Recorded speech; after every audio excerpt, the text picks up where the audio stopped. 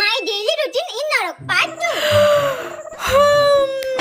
আমি মারা যাওয়ার পর আমি নরকে এসেছি 4 মাস হয়ে গেল, কিন্তু এখানকার জায়গা, এখানকার পরিবেশ আমার একদম ভালো লাগছে না। আমি যদি স্বর্গে যেতে পারতাম, কি সুন্দর আমি অপ্সরাদের মতো থাকতাম। এখন আমাকে রাক্ষসের মতো থাকতে হচ্ছে এখানে। না পারি শ্যাম্পু করতে, না পারি স্নান করতে, গা দিয়ে কেমন শুয়োর পচা গন্ধ বেরোচ্ছে, গায়ের গন্ধ শুকলে কেমন বমি পেয়ে যাচ্ছে। ইস, মাথায় মনে হয় উকুনও হয়ে গেছে, চুলগুলো কেমন যেন খড়ের মতো হয়ে গেছে।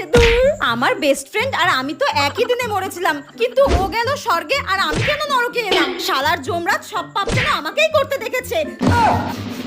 আমি নরকে হাঁটাহাঁটি করছিলাম, তখনই হঠাৎ আমার বেস্ট ফ্রেন্ডকে দেখতে পেলাম আর ওকে জিজ্ঞাসা করলাম, কি রে, তোর তো স্বর্গে যাওয়ার কথা ছিল, তুই নরকে এলি কি করে? আমি তো এতদিন জানতাম তুই স্বর্গে গেছিস। আমার বেস্ট ফ্রেন্ড তখন বলল, না রে, আমি এতদিন নরকেই ছিলাম, নরকের ওই কুয়োতে আমাকে বেঁধে রেখেছিল এতদিন। আমার বেস্ট ফ্রেন্ডের এই কথা শুনে তো আমি ভীষণ খুশি হয়ে গেলাম আর হাসতে হাসতে